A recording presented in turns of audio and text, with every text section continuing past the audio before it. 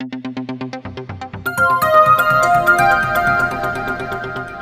तो ये तो हिंदू ही तो है, बुद्धिस्ट ही तो है।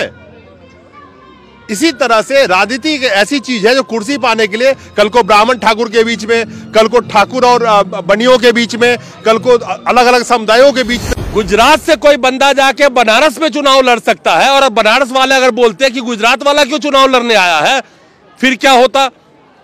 तो पूरा भारत ही सभी का है। और आज के वक्त में जो नई राजनीति की एक दौर चल रही है, कह रही है कि ये लोग बाहर वाले हो। हमारे लिए सबका विकास के साथ तो हो नहीं रहा है, तो हमारे लिए विनाश सिद्ध साबित हो रहा है। शुद्ध और सरल भाषा में कहे तो बांग्लादेशी साबित करने की कोशिश की जा रही है, जबकि वंदे मातरम, भारत माता की जय नारे लगाते ही आए हैं। और जब ये पैदा हुए तब भी भारत माता की जय कहते हुए पैदा हुए होंगे, क्योंकि इनके पूर्वज यहाँ आके बस गए। एक्चुअली हमारा गलती यह है कि हम लोग बौद्ध धर्म में चाकमा, और वो भी चाकमा कम्युनिटी में जन्म लिए है। हमारे हाजोंग भाई को ये दिक्कत है, ये इनकी ये अपराध है, क्योंकि हाजोंग कम्युनिटी में एज ए हिंदू जन्म लिया। तो सिटीजनशिप अमेंडमेंट एक्ट था, उसमें हम बात करते थे कि पाकिस्तान से, बांग्लादेश से या और भी कंट्री से मुसलमानों को छोड़ करके जो भी कोई आना चाहे, शरणार्थी जो भी है, सबको नागरिकता दी जाएगी। अब ये तो ऑलरेडी देश में रह रहे हैं कम से कम। एक्चुअली पॉलिटिकली विक्टिमाइज्ड है, पार्टीशन का तो विक्टिमाइज ऑलरेडी हो चुके हैं। उसके बाद दोबारा यहाँ भारत आने के बाद भी हम लोग पॉलिटिकली हम लोग को विक्टिमाइज किया जा रहा है। इसलिए हो रहा है रिसेंटली। ये भारत के निवासी हैं, इनके पास सर्टिफिकेट था, ये वहां से आए जरूर थे, अब इनके पूर्वज आए थे, उनके बच्चे यहीं पैदा हुए, यहीं पले बढ़े, यहीं पढ़ाई कर रहे थे, यहीं अपनी रोजी रोजगार ढूंढ। तो जो बसाया लोगों को बाहर भेजने की कोशिश कर रहा है, जो कि नाइंसाफी है, उसके तहत ये बहुत दुर्भाग्य की बात है हमारे लिए। ऑलरेडी हमारे सिटीजन आप हो, इंडिया के रहने वाले हो, आपके पूर्वज यहाँ पे रहे हैं, ठीक है, सीए में कवर्ड आप नहीं हो, लेकिन आपको कवर्ड होने की जरूरत ही नहीं, आप तो ऑलरेडी सिटीजन है यहाँ का। एब्सोल्युटली, यही तो दो मंचा ये जो केंद्र सरकार और ये राज्य इनको एजुकेशन लेने के काबिल नहीं छोड़ेंगे, जॉब इनको कहीं मिलेगा नहीं। आखिर इनका गुनाह क्या था? ये सिर्फ और सिर्फ क्या एक पॉलिटिकल एजेंडा है, जिसके तहत पूरे अरुणाचल में कुछ समुदायों को खुश करने के लिए, वोट पाने के लिए क्या इनको निशाना बना। नमस्कार, ये खूबसूरत लोग अरुणाचल प्रदेश के रहने वाले हैं। चकमा समुदाय आखिर है कौन? आज चकमा समुदाय के लोग रोड पे उतरे हुए हैं, और दिल्ली में भी उतरे हुए हैं और अरुणाचल में भी उतरे हुए हैं। आखिर ये चकमा समुदाय के लोग हैं कौन? ये चकमा समुदाय और होन्जोंग जो दो समुदाय हैं, वो 1962 से लेकर के 1969 के बीच में चिटागोंग, जिसको आप हिंदी में चटगांव भी बोलते हैं, चिटागोंग पूर्वी पाकिस्तान और आज के बांग्लादेश, वहां से ये विस्थापित हुए थे। और अरुणाचल, मणिपुर, खास करके अरुणाचल के चांगलांग जिले में बहुत बड़े पैमाने पे ये लोग बसे हुए हैं।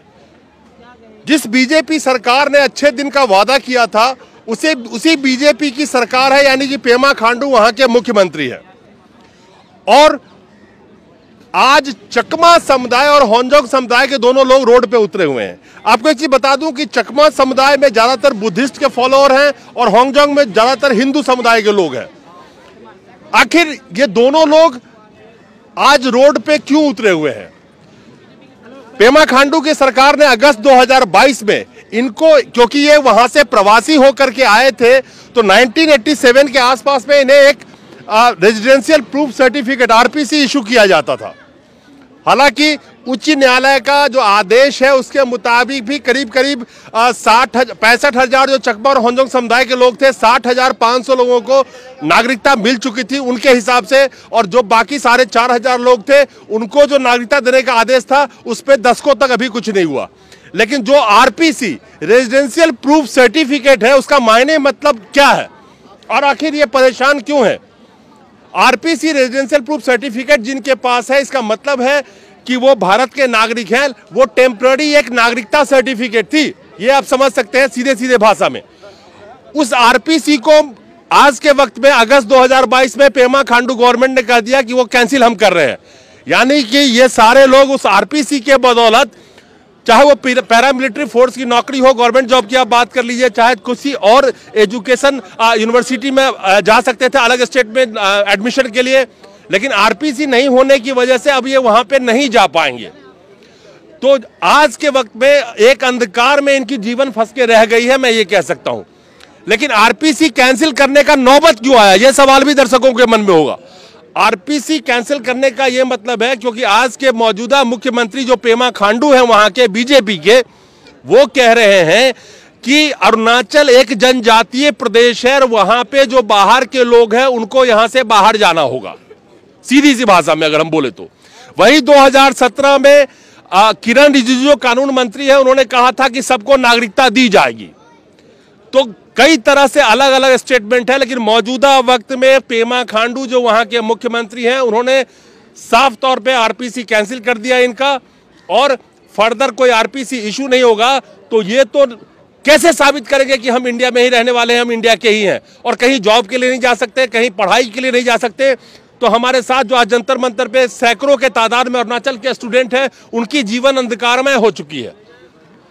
अगर गुजरात से कोई बंदा जाके बनारस में चुनाव लड़ सकता है, और अब बनारस वाले अगर बोलते हैं कि गुजरात वाला क्यों चुनाव लड़ने आया है, फिर क्या होता? तो पूरा भारत ही सभी का है। और आज के वक्त में जो नई राजनीति की एक दौड़ चल रही है, कह रही है कि ये लोग बाहर वाले हो गए। मेरे ख्याल से आप लोग समझ गए होंगे कि करीब करीब 70,000 लोगों की जीवन किस अंधकार में के तरफ धकेल दिया गया है।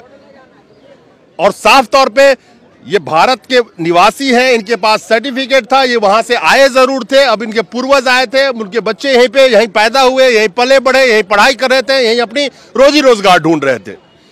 मेरा सवाल है कि ये कौन सी पॉलिटिक्स है कि एक तो किरण रिजिजू ने कहा था और सुप्रीम कोर्ट का भी ऑर्डर था कि सबको अब दिया जाए, उस पर कोई सुनवाई नहीं हुई, उनका आदेश है, उन्होंने ऑर्डर दिया था, उस पर कुछ नहीं हुआ। 2 अगस्त के 2022 में आरपीसी कैंसिल करो, मतलब ये किस तरह की राजनीति की जा रही है आप लोगों के साथ में? ये तो मेरा नाम उत्तम है, मूलतः मैं अरुणाचल प्रदेश से हूँ। मैं इस बात को सीधी तरीके से कहना चाहूँगा, क्योंकि जिस तरीके से अरुणाचल सरकार एक प्रकार को जो डिस्क्रिमिनेशन कर रहा है दो समुदायों के साथ, क्योंकि ये एक पॉलिटिकल एजेंडा के तहत किया जा रहा है जो भी है। Because everyone knows supreme court का ऑर्डर क्लियरली मेंशन है कि वो अरुणाचल ये से पहले वहाँ पर थे, यानी कि जब नेफा एक केंद्र शासित राज्य हुआ करता था तब भारत सरकार 1987 से पहले जिनका सबका बर्थ हुआ है, वो मैं एग्जैक्ट ईयर बता रहा हूं आपको, ठीक है। और 1955 जो सिटीजनशिप एक्ट है उसके तहत 60,500 को नागरिकता मिल भी गई थी। Yes sir. तो लेकिन एक तरफ तो केंद्र सरकार ये सारे डिक्लेयर करते हैं, लेकिन राज्य सरकार उसको उल्टा कर रहा है। वो तो जो बसाया लोगों को बाहर भेजने की कोशिश कर रहा है, जो कि नाइंसाफी है। उसके तहत ये बहुत दुर्भाग्य की बात है हमारे लिए, क्योंकि ये जो चकमा और हाजंग समुदाय जो है एक बहुत माइनॉरिटी कम्युनिटी है वहाँ पर, जो अक्सर डेमोग्राफी की बात करता है, वहाँ कोई असर नहीं है। क्योंकि जहाँ पर 50-60 सालों से रह रहा है वहाँ पर आज तक कोई असर नहीं पड़ा, तो आने वाले समय में क्या असर पड़ेगा? तो इसलिए उनको इसको तुरंत बहाली करना चाहिए। और ये जो पॉलिटिकल मुद्दा, उनके पॉलिटिकल राजनीति के चक्कर में हमारा जो आने वाले भविष्य है, नस्लें है, पूरा खराब हो जाएगा। हमारे लिए ऑलमोस्ट मरने की जैसा है, डेट की तरह है हमारा आने वाले भविष्य। क्योंकि उसके बिना अभी उदाहरण के तौर पर लीजिए, अभी अग्निवीर और बीएसएफ सीआईएसएफ में बहुत सारे लोगों ने भरा है और कुछ लोग ट्रेनिंग दे के भी आ गए, लेकिन उनको रेसिडेंट प्रूफ आवासीय प्रमाण पत्र सबमिट करने की बारी आए तो वहाँ इशू नहीं हुआ है, कैंसिल हो गया। अब वो बोरी बिस्तर लेके ट्रेनिंग के बाद घर वापस बैठे हुए हैं। वो करेंगे क्या? जो बीए पास कर लिया, 12 पास करके अच्छा मार्क्स से, फिर उसके बाद करेंगे क्या आरपीसी के बिना? वो हम किस दिशा पे जा रहा है वो सरकार को भी देखना है। और राज्य सरकार के साथ साथ इन जो गलत निर्णयों के साथ साथ जो हमारा भविष्य के साथ खिलवाड़ हो रही है उसको बंद करनी चाहिए, और उसको केंद्र सरकार को भी संज्ञान में लेना चाहिए। क्योंकि चकमा हाजोंग का समुदाय उनके लिए कोई नया नहीं है, ये मुद्दा बहुत पुराना है, अधिकतर मंत्री को पता है ये चीज़ें, लेकिन उसका समाधान बहुत जल्द से जल्द होना चाहिए। केवल प्रेशर ग्रुप में कोई आंदोलन कर देगा ये सोच के इस तरीके का डिसीजन नहीं लेना चाहिए। किसी का भविष्य खराब हो सकता है और किसी का जो एक नस्ल है, एक प्रकार से हम लोग बहुभाषी क्षेत्र या अक्सर क्या है सबका साथ सबका विकास कहते हैं, ये हमारे लिए सबका विकास के साथ तो हो नहीं रहा है, ये तो हमारे लिए विनाश सिद्ध साबित हो रहा है। तो उस मंत्र को भी इनको आगे देखना चाहिए। हम हैं उसके लिए विक्टिम, तो हमें देख लीजिए सर। अगर मैं मोदी जी से भी कहना चाहूँगा, अमित शाह जी से कहना चाहूँगा, किरण रिजिजू से भी कहना चाहूँगा, पर्सनली मिल चुके हैं, उनको व्यक्तिगत रूप से सिंपैथी है, बताया है उन्होंने, लेकिन थोड़ा सा उसको अमन में भी लाए उस चीज़ को, ताकि हम लोग भी इंसान हैं, कोई मशीन नहीं है, कोई जानवर नहीं है। जब चाहे आप उठा के यहाँ ले जाओ, वहाँ फेंकोगे, हम वहाँ चले जाए। हम लोग 7 सालों से वहाँ, हमारे पूर्वज आए थे, दादाजी लोग आए थे, वो चले बसे, पिताजी लोग आए, पिताजी लोग भी उनमें से 3-4 भाइयों में से एक भाई बचा हुआ। लेकिन मैं समझा सर, मेरी सवाल ये है कि आखिर ऐसा क्या हो गया कि 2022 में आके अगस्त में ये फैसला लिया गया कि आरपीसी सबका कैंसिल करो, कोई भी फ्रेश आरपीसी इशू नहीं किया जाएगा। जबकि मैं यहाँ पे एक चीज आपको याद दिला दूं कि एनआरसी और सीए आपने सुना होगा, कितना देश में बवाल हुआ था, सब कुछ हुआ था। जो सिटीजनशिप अमेंडमेंट एक्ट था उसमें हम बात करते थे कि पाकिस्तान से, बांग्लादेश से या और भी कंट्री से मुसलमानों को छोड़ करके जो भी कोई आना चाहे, शरणार्थी जो भी है, सबको नागरिकता दी जाएगी। अब ये तो ऑलरेडी देश में रह रहे हैं, कम से कम कितने 40 साल के करीब, 30 साल के करीब, 50 साल के करीब हो गए। तो आखिर ये ऑलरेडी नागरिकता है, तो इनको क्यों हटाया जा रहा है और इनसे क्या है? अब सवाल ये है, आखिर क्यों हटाया जा रहा है, बताइए। एक्चुअली पहले ही पता होगा आपको, ये चकमा हाजोंग इशू अरुणाचल में 50 सालों से जो इशू चल रहा है वो पॉलिटिकल इशू है। इस इशू को चकमा हाजोंग का जो वोट बैंक पॉलिटिक्स है, वो निर्णय लेने में कोई मेजोरिटी, उसको गवर्नमेंट बनाने में कोई साबित नहीं होता है। हम लोग एक्चुअली पॉलिटिकली विक्टिमाइज्ड है। पार्टीशन का तो विक्टिमाइज ऑलरेडी हो चुके हैं ही, उसके बाद दोबारा यहाँ भारत आने के बाद भी हम लोग पॉलिटिकली हम लोग को विक्टिमाइज किया जा रहा है।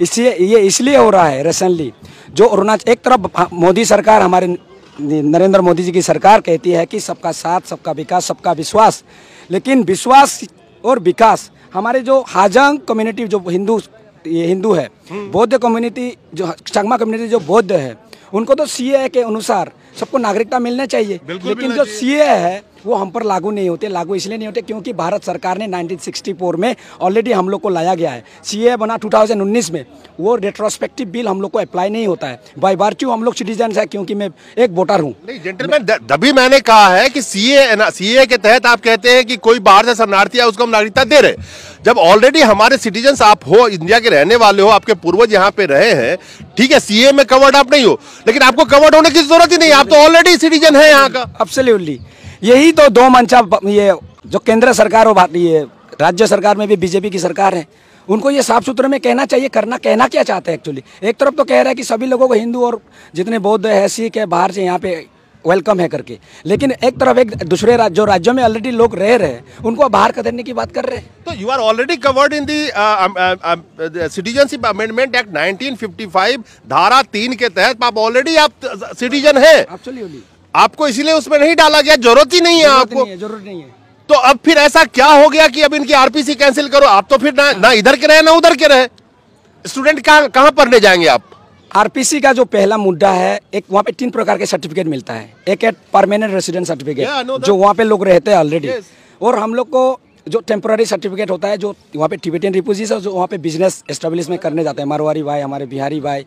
और तीसरा है जो चकमा रेसिडेंशियल प्रूफ सर्टिफिकेट। इन लोगों ने अपने लेवल पे, इन लोगों ने 2015 में ये देना स्टार्ट किया है, क्योंकि इंस्टीट्यूट और गवर्नमेंट पार्लियामेंट्री प्रोसेस वगैरह मांगना स्टार्ट किया है। और वहाँ पे मुझे लगता है इसके पीछे कहीं ना कोई ताकत काम कर रही है, क्योंकि जो हमारे अरुणाचल प्रदेश है, चाइना और म्यांमार सीमा से सटा हुआ है, उनको ये पता है कि जब ये 2015 से हम लोग को आरपीसी देना स्टार्ट हुआ है, बहुत संख्या में हमारे जो चकमा और हाजोंग कम्युनिटी कहाँ के, वहाँ पे कोई जॉब एम्प्लॉयमेंट मिलता नहीं है, वो फौजी में, आर्मीज, बीएसएफ, इंडियन पैरामिलिट्री ज्वाइन करना स्टार्ट किया है। 500-600 लोगों ऑलरेडी ज्वाइन किए हैं। लेकिन मुझे लगता है वहाँ से चाइना की तरफ से भी ये वाला मसला समझ में आया कि अगर यहाँ का लोग ही, लोकल लोग ही इंडियन मिलिट्री फोर्सेस में ज्वाइन करेंगे तो हमारे लिए भारत के साथ एक इस तरह का हम लोग का, जिस तरह का मजबूती जो दिखाना चाहते हैं, वो मजबूत नहीं रहेगा। लेकिन यह स्टेट गवर्नमेंट को और सेंट्रल गवर्नमेंट समझ में नहीं आ रही है, इसलिए हम इसी संज्ञान को लाने के लिए, इसी सीरियसनेस को नेशनल सिक्योरिटी के संदर्भ में देखने के लिए इसको बात कर रहे हैं। आरपीसी बहाल करना बहुत ज़रूरी है, नहीं तो हमारे जो बच्चे, हमारे जो यूथ्स हैं, पढ़ना चाहे 12वीं कक्षा करने के बाद भी बाहर पढ़ेंगे कहाँ? अगर हम लोग किसी समय सुरक्षा में, जैसे बीएसएफ, जैसे border security forces, Indian air forces में ज्वाइन करना चाहते हैं, अगर यही हक, लिवलीहुड का ये जो हक है अंडर आर्टिकल 21, अगर वो छीना जाता है तो हम जाएंगे कहाँ? जाके हम लोग को ये सरकार क्या चाहते हैं कि हम लोग एंटी सोशल एक्टिविटी स्टार्ट करें? ये क्या चाहते हैं कि हम लोग किसी ये पर्टिकुलर विभिन्न ये गंदी एक्टिविटी में एंगेज करना चाहती है क्या सरकार? नहीं, ये बहुत ये नौजवान है, यंग है, ये बात बिल्कुल इनकी मुझे सही लग रही है कि ऑलरेडी पीसफुल लाइफ इनकी लोगों की चल रही थी। अब आप जब इनको एजुकेशन लेने के काबिल नहीं छोड़ेंगे, जॉब इनको कहीं मिलेगा नहीं, आखिर इनका गुनाह क्या था?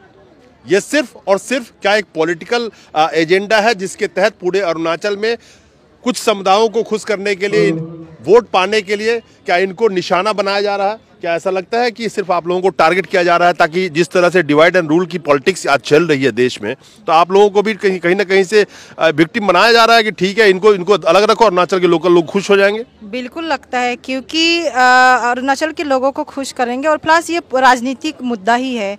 उनको लगता है कि हम चकमा हाजोंग का मुद्दा जब भी ऊपर उठाएंगे तो हमारी तो जीत पक्की है, मेजोरिटी पक्की है। एक्चुअली ये कहते हैं ना, एक सिक्के के दो पहलू है। एक तरफ तो तुम सामने केंद्र सरकार में बैठे हो, जो न्याय मंत्री हो, पूरे 100 करोड़ यानी 125 करोड़ लोगों के लिए न्याय की बात करते हो। आप जो हमारे 60,000 चकमा हाजोंग हैं उनको न्याय नहीं कर पा रहे, आप कहाँ 100 जो 125 करोड़ है उनको न्याय कर दिलाएंगे? नहीं, बट चीफ मिनिस्टर का मैं बयान देख रहा था, वो कह रहे हैं कि अरुणाचल प्रदेश एक जनजातीय यानी कि लोकल जो वहां के हैं उनका प्रदेश है, जनजातीय का प्रदेश है। चकमा और हाजोंग को राज्य से बाहर करो। तो बाहर क्यों करो? पूरी भारत ऐसा थोड़ी है। मैं तो आपको एग्जाम्पल दिया ना कि इसी देश में लोकतंत्र ने इतना खूबसूरत चीज दिया है कि मैं अगर चाहूं तो अरुणाचल से चुनाव लड़ सकता हूं। गुजरात का बंदा चाहता है तो बनारस में जाकर चुनाव लड़ता है, अरुणाचल का आदमी चाहता है तो यूपी में जाकर चुनाव लड़ता है। तो ऐसा क्यों कि इनको बाहर क्यों करो? क्योंकि डिवाइड एंड रूल की राजनीति करने के लिए। हम एक चीज पूछना चाहेंगे उसमें सर, ये देश किस हिसाब से चलेगा? पेमा खांडू के हिसाब से चलेगा या संविधान से चलेगा? संविधान से चलेगा। संविधान से चलेगा, राइट। संविधान जो जुडिशियरी है, सुप्रीम कोर्ट ने, माननीय सर्वोच्च न्यायालय ने कई बार, और उच्च न्यायालय गुवाहाटी हाईकोर्ट और दिल्ली हाईकोर्ट ने ये कहा कि चकमा हाजोंग लोगों को भारत सरकार के द्वारा, भारत सरकार के द्वारा एक डिफिनेट प्लान के साथ परमानेंटली सेटल किया गया है।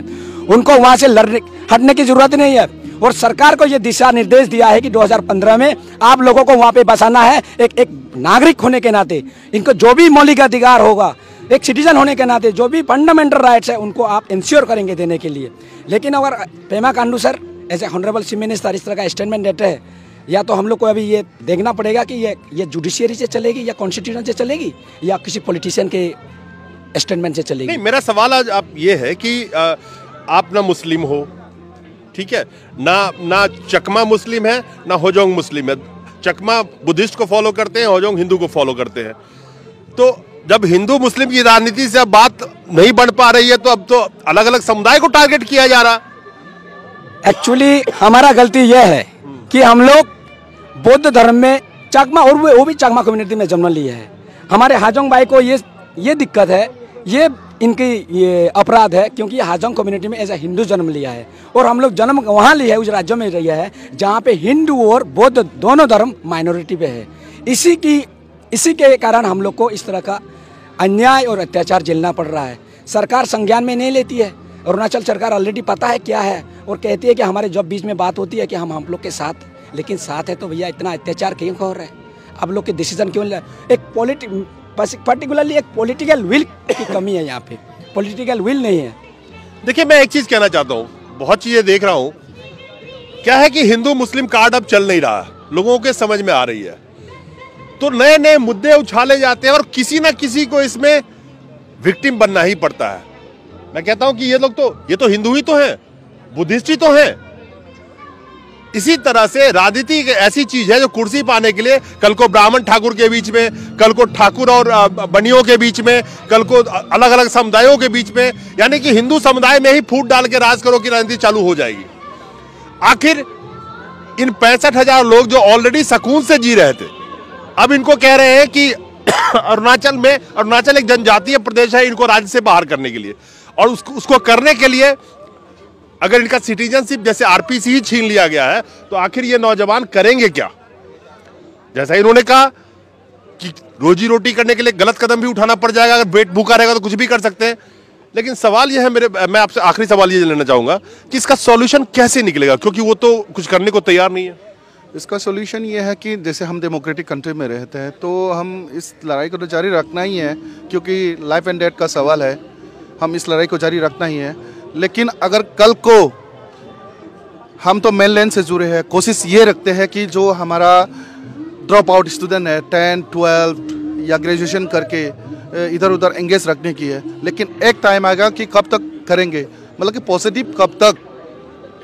ये जो आपने इतना किया है ये कम नहीं था, इतना सालों तक जो दबा के रखा हुआ है, और कब तक। तो जब आदमी भूखा होता है, भूख लगता है, कुछ भी कर देता है, तो कोई भी कदम होगा तो वो सरकार को जिम्मेदारी लेनी पड़ेगी। क्योंकि आदमी को रहने के लिए, खाने पीने के लिए कुछ नहीं बचेगा तो आदमी करेगा क्या। आज कैसा फील हो रहा है मेरे दोस्त, आप यंग हो, कि जिस तरह से मौजूदा सरकार आज के वक्त में आप लोगों को जिस तरह से ऑलमोस्ट मुख्य धारा से तो कट जाओगे, क्या करोगे जब आपके पास आरपीसी नहीं रहेगा, कुछ भी नहीं रहेगा। तो now what you are thinking right now? फिलहाल तो मैं यही सोच रहा हूँ कि हमारे पास कुछ ऑप्शन ही नहीं है। फिलहाल अगर आरपीसी नहीं देगा तो मैं भी हूँ जस्ट अपना पढ़ाई कर रहा हूँ, पढ़ाई ख़त्म करके अगर मुझे आरपीसी ही नहीं मिलेगा तो मैं करूँगा क्या। मैं भी वही सोच रहा हूँ कि हमारे पास कुछ ऑप्शन ही नहीं है, या फिर हमें अगर कोई सेंट्रल गवर्नमेंट में जॉब चाहिए होने से भी तो कुछ ऑप्शन ही नहीं है हमारे पास। तो धीरे धीरे हमें, अगर ऐसा ना हो, लेकिन धीरे धीरे हमारे यूथ्स का जो दिमाग है वो गलत रास्ता में भटक जाएगा। सरकार को जिम्मेदारी लेनी चाहिए सर इस बात की, क्योंकि दिखने में आ रहा है, अक्सर इंटेलेक्चुअल की बात होती है तो ये दिखने में आता है, क्योंकि गलत रास्ता पकड़ लिया तो रोकना बहुत मुश्किल हो जाएगा, because academically they are educated होंगे मोस्टली सर। ठीक है, तो यहाँ पे पकड़ पाना बहुत मुश्किल होगा, रोक पाना बहुत मुश्किल होगा। उस समय सरकार चाहते हुए कुछ नहीं कर पाएगा, मैं दबा के साथ कहता हूँ, क्योंकि आदमी कुछ भी कर जाएगा उस समय। 138 करोड़ आबादी के देश में 65,000 के करीब इनकी अपनी आबादी होन्जोंग और चकमा की हम बात करें तो 2011 के सेंसस के हिसाब से करीब 45,000 थी। आज अनुमानित है क्योंकि सेंसस तो हुआ नहीं है, तो एक अनुमान लगाया जा रहा है कि 65,000 से 70,000 के बीच में चकमा और होन्जोंग समुदाय के लोग आज की डेट में अवेलेबल है हर जगह पे। खासकर अरुणाचल के चांगलांग के एरिया में ज़्यादातर ये निवास करते हैं। लेकिन सवाल यह है कि जो लोग सदियों से, लगभग 5 दशक से ज़्यादा से सुकून से जिंदगी जी रहे थे और कोई परेशानी नहीं थी, आखिर क्या वजह है कि आज इस वक्त में आकर के और शुद्ध और सरल भाषा में कहे तो बांग्लादेशी साबित करने की कोशिश की जा रही है, जबकि वंदे मातरम, भारत माता की जय नारे लगाते ही आए हैं। और जब ये पैदा हुए तब भी भारत माता की जय कहते हुए पैदा हुए होंगे, क्योंकि इनके पूर्वज यहाँ आके बस गए थे। आखिर क्यों अन्याय किया जा रहा है? अन्याय वर्ड इसलिए यूज कर रहा हूं कि अगर आरपीसी वगैरह इनको नहीं मिलेंगे तो आखिर ये किस काबिल बच जाएंगे और अपनी रोजी रोटी कहां से कमाएंगे? क्या आज के वक्त में अरुणाचल के मुख्यमंत्री पेमा खांडू को शायद ये लगता हो क्योंकि वोट की ताकत सबसे बड़ी ताकत होती है, तो इनकी वोट की भी उनको जरूरत नहीं है। जैसे मौजूदा वक्त में जो केंद्र में सरकार है बीजेपी, वोट के लिए क्या क्या रचती है और क्या क्या करती है ये भी आप जानते हैं, लेकिन शायद इनकी वोट की कीमत नहीं है आज के वक्त में।